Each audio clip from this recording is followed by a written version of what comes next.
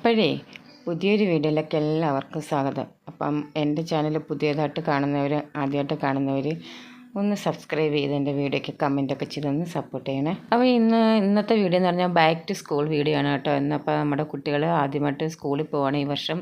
അവർക്ക് ഇന്ന് സ്കൂൾ തുറക്കുകയാണ്, അതായത് ജൂൺ 5. ജൂൺ 4 തുറക്കേണ്ടതായിരുന്നു. അപ്പം 4 തീയതി കൊല്ലം ജില്ലയിൽ സ്ട്രൈക്ക് ആയതുകൊണ്ട് ജൂൺ 5 മാറ്റി. അപ്പോൾ ഇന്ന് സ്കൂൾ തുറക്കുകയാണ്. അപ്പം ഞാൻ രാവിലെ 5 മണിയായപ്പോൾ എഴുന്നേറ്റ് കേട്ടോ. അപ്പം തലേന്ന് കുക്കറിൽ അരി ഇട്ട് വെച്ചിരിപ്പുണ്ട്. അപ്പം ഇനി ഒന്നും കൂടെ അതൊന്ന് വേവിച്ചെടുക്കണം. ഒരു 1.5 മണിക്കൂറും കൂടെ നമ്മൾ വിറവടുപ്പിട്ട് വേവിച്ച് വെച്ചാലേ ചോറ് സെറ്റ് ആകത്തുള്ളൂ. ഒരു 8:30 ആകുമ്പോഴത്തേക്കിനും സ്കൂളിൽ പോകണം, ഫസ്റ്റ് ഡേ അല്ലേ. അപ്പം 8:45 ആകുമ്പോഴത്തേക്കിനും 8:55 ആകുമ്പോഴത്തേനും സ്കൂളിൽ ചെന്നാൽ മതി. 8:45 കഴിഞ്ഞിട്ട് നമുക്ക് ഇവിടെ നിന്ന് ഇറങ്ങിയാൽ മതി. എന്നാൽ ഇന്ന് ആദ്യത്തെ ദിവസമല്ലേ. അങ്ങനെ ഞാൻ കണ്ട പിള്ളേർ ഓരോരുത്തരായിട്ട് 6 മണിയായപ്പോൾ എഴുന്നേൽപ്പിക്കണം കേട്ടോ. 6 മണി ആവുന്നതേ ഉള്ളൂ. അപ്പം ഞാൻ നേരത്തെ പറഞ്ഞിട്ടുണ്ടായിരുന്നു രാവിലെ എഴുന്നേറ്റ് കുളിക്കണം. കുളിച്ചാലേ നമുക്ക് മുടിയൊക്കെ ഉണങ്ങി കിട്ടത്തുള്ളൂ. അവർക്ക് പോണിറ്റെയിൽ കെട്ടിയാണ് കൊണ്ടുകൊണ്ടുവന്നതേ. അപ്പം രാവിലെ എഴുന്നേറ്റ് കുളിക്കണം എന്നൊക്കെ പറഞ്ഞിട്ടുണ്ട്. എന്തായാലും എഴുന്നേറ്റ് കേട്ടോ, ഒറ്റ വിളിക്ക് തന്നെ എഴുന്നേറ്റിട്ടുണ്ട്. എഴുന്നേറ്റിട്ട് തിരിഞ്ഞങ്ങ് കിടന്ന് കണ്ടോ. പിന്നെ ഞാൻ വിചാരിച്ചെന്നാൽ പിന്നെ 10 മിനിറ്റ് കൂടെ കിടന്നോട്ടെ എന്ന് പറഞ്ഞ് അടുത്ത ആളിനെ വിളിക്കാൻ പോയി. ഞാൻ വിളിച്ചാലേ എഴുന്നേക്കും കേട്ടോ, അല്ലാതെ അറിഞ്ഞ് എഴുന്നേക്കത്തില്ല. ഞാൻ എപ്പോൾ വിളിക്കുന്നു അന്നേരം എഴുന്നേക്കും. എന്തായാലും ഞാൻ നേരത്തെ തൊട്ടങ്ങ് വിളിക്കാൻ തുടങ്ങും. എന്നെങ്കിൽ ഒരു 10-15 മിനിറ്റിനകം രണ്ടുപേരും ആ ഉറക്കത്തിൻ്റെ ഒരു ഇതൊക്കെ മാറിയിട്ടൊന്ന് എഴുന്നേക്കത്തുള്ളൂ. ഇനിയിപ്പം രാവിലെ എഴുന്നേറ്റ് പഠിത്തമൊക്കെ കാണും. അപ്പം ഇന്നിപ്പോൾ ആദ്യമായിട്ടാണ്ട് പഠിക്കാനും ഒന്നുമില്ലല്ലോ. അപ്പം ഇനിയിപ്പം രാവിലെ എഴുന്നേറ്റ് ബുക്കും പുസ്തകമൊക്കെ എടുത്ത് പഠിത്തവും 6 മണി തൊട്ട് 1 മണിക്കൂർ പഠിക്കുകയൊക്കെ ചെയ്യും.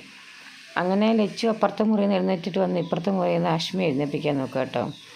ഞാൻ രാവിലെ എഴുന്നേറ്റപ്പോഴേ ഞാൻ നമ്മുടെ റോക്കിയെയും കുടുംബത്തിനെയും കൂടെ അഴിച്ചു വിട്ടായിരുന്നു എനിക്കൊരു കൂട്ടിന് വേണ്ടിയിട്ട്. പക്ഷേ ഒരു 5 മണി എന്ന് പറഞ്ഞാൽ നല്ല വെട്ടം കേട്ടോ, നന്നായിട്ട് പകലുള്ളൊരു സമയമാണ്. കാരണം ഞാൻ 5:45 എപ്പോഴും ഞങ്ങളുടെ വീടിൻ്റെ അപ്പുറത്ത് കുറച്ച് കറങ്ങി പോകണം. അവിടെ പാലിന് പോയിട്ടുണ്ടായിരുന്നു. പക്ഷെ നമുക്ക് ശരിക്കും ഒരു 7 മണി 8 മണിയുടെ ഒരു വെളിച്ചമായി പോയി. അങ്ങനെ പക്ഷേ ആദ്യം ഒരു ട്രിപ്പ് പാലിന് ഇപ്പോൾ കിട്ടിയില്ല. പിന്നെ ഞങ്ങൾ 3 പേരുടെ പോയി പാലൊക്കെ മേടിച്ചുകൊണ്ട് വന്നത്. ഇപ്പോൾ രാവിലെ എഴുന്നേറ്റ് അരിയല്ല പകുതി വെന്ത ചോറ് ബാക്കിയും കൂടെ വേവിക്കണം. ഞാൻ പറഞ്ഞില്ലേ അടുപ്പിലിട്ടപ്പോണ്ടെന്ന്. അപ്പം അടുപ്പത്ത് വിറവടുപ്പ് വെച്ചിരിപ്പുണ്ട്. അപ്പോൾ അത് വേവാറായി. ആ കൂട്ടത്തിൽ ഞാൻ ചപ്പാത്തി കൂടെ അങ്ങ് കുഴച്ച് വെച്ചിരുന്നു കേട്ടോ. അങ്ങനെ പിന്നെ ഞങ്ങൾ 3 പേരും കൂടെ പിന്നെ പോയി പാല് വാങ്ങിക്കൊണ്ടുവന്ന് ചായ ഇട്ടു. അപ്പോൾ ചായ ആഷ്മിക്ക് വേണ്ട. ആഷ്മി ചായ അങ്ങനെ കുടിക്കത്തില്ല. അല്ലെങ്കിൽ ബൂസ്റ്റ്, ബോൺവിറ്റ അങ്ങനെയൊക്കെ ഉണ്ടെങ്കിൽ കുടിക്കും. അപ്പോൾ അത് തീർന്നിരിക്കുക. അതുകൊണ്ട് പിന്നെ കാപ്പി ഇട്ടാൽ കുടിക്കും. കാപ്പി നമുക്ക് സ്ഥിരം അങ്ങനെ കൊടുക്കാൻ പറ്റത്തില്ല. അപ്പോൾ വല്ലപ്പോഴും ഞാനൊരു കാപ്പിയൊക്കെ ഇട്ട് കൊടുക്കും. പിന്നെ സ്കൂളിൽ പോകല്ലേ, അപ്പോൾ ഞാൻ വിചാരിച്ച് ഒരു കാപ്പിയൊക്കെ ഇട്ട് കൊടുക്കാം. അങ്ങനെ ഞങ്ങളുടെ ചായ റെഡി. ഞങ്ങൾക്ക് 3 പേർക്ക് മതി ചായ. അങ്ങനെ ഞങ്ങളുടെ ചായ റെഡിയായി. ആഷ്മിക്ക് ഒരു കാപ്പിയൊക്കെ ഇട്ട് കൊടുത്തു. അങ്ങനെ രാവിലെ ലച്ചു വേണ്ട ചായയൊക്കെ കുടിച്ച് പത്രം വായിച്ചുകൊണ്ടിരിക്കുക കേട്ടോ. ലച്ചു വായിച്ച് കഴിഞ്ഞിട്ട് വേണം ആഷ്മിക്ക് പത്രം വായിക്കാൻ. പിന്നെ ഞാൻ പറഞ്ഞു നേരത്തെ പോയി കുളിക്കുക. ഇപ്പം പക്ഷെ സമയമൊന്നും ആയിട്ടില്ല കേട്ടോ. ഇത്രയും നല്ല നേരം വെളുത്തിരിക്കുന്നെങ്കിലും സമയം അധികം ആയിട്ടില്ല. ഇനിയിപ്പോൾ അവർ പത്രം വായനയൊക്കെ കഴിഞ്ഞിട്ട് കുളിയും ജപമൊക്കെ ആയിട്ട് ഇനിയിപ്പോൾ അവർ അവരുടെ നാട്ടിലുള്ള കാര്യങ്ങൾ തന്നെത്താനെ നോക്കിക്കോളും കേട്ടോ. എല്ലാ കാര്യങ്ങളും 2 പേരും തന്നെത്താനെ നോക്കിക്കോളും. ഞാൻ എൻ്റെ ഇടയ്ക്ക് ഒന്നും പോകണ്ട. എനിക്ക് ഫുഡ് ഒരുക്കി കൊടുത്താൽ മാത്രം മതി. ബാക്കിയെല്ലാം അവർ തന്നെത്താനെ ചെയ്തോളും. അങ്ങനെ അവർക്ക് ഉച്ചക്കത്തേക്കുള്ള ഭക്ഷണം റെഡിയാക്കുക ഞാൻ. അപ്പം സാധാരണ ചപ്പാത്തി, ഇടിയപ്പം അങ്ങനെയൊക്കെ ഉണ്ടാക്കുന്ന ദിവസങ്ങൾ അവർക്ക് ഉച്ചയ്ക്ക് അത് മതി കേട്ടോ. ഞാൻ ചോറുണ്ടാക്കി വെച്ചാലും അവർ കൊണ്ടുപോകത്തില്ല. അവർക്ക് ഉച്ചയ്ക്ക് അത് മതി. പക്ഷേ ഇന്ന് രാവിലെ ഞാൻ ചപ്പാത്തി ഉണ്ടാക്കുന്നെങ്കിൽ കൂടി ഞാൻ പറഞ്ഞ് ഇന്ന് ആദ്യത്തെ ദിവസത്തിൽ ചോറ് കൊണ്ടുപോകാൻ പറഞ്ഞു.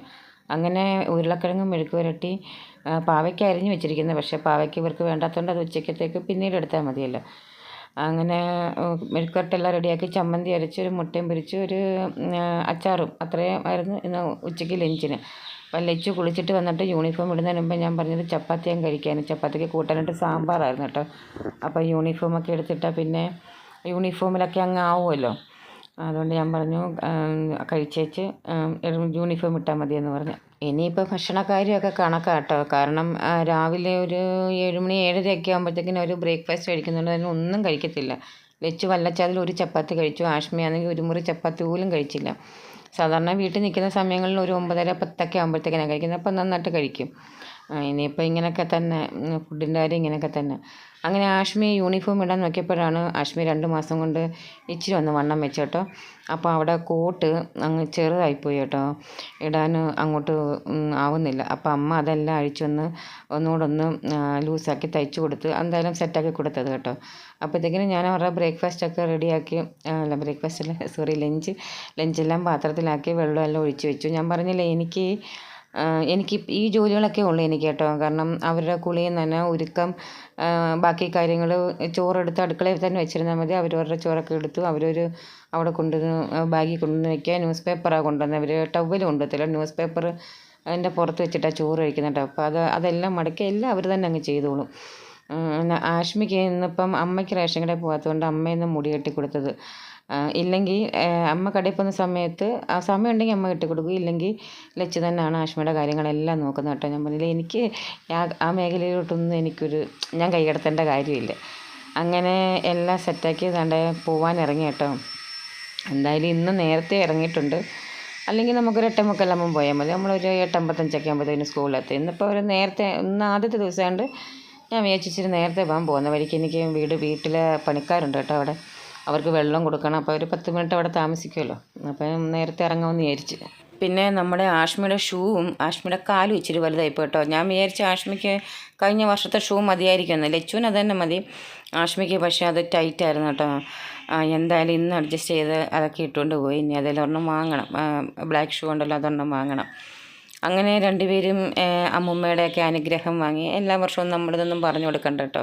അവരാദ്യമായിട്ട് സ്കൂളിൽ പോകുന്ന സമയത്ത് കാലൊക്കെ തൊട്ട് വന്നിച്ച് എല്ലാവരുടെയും അനുഗ്രഹമൊക്കെ വാങ്ങിയിട്ടാണ് സ്കൂളിൽ പോകുന്നത്.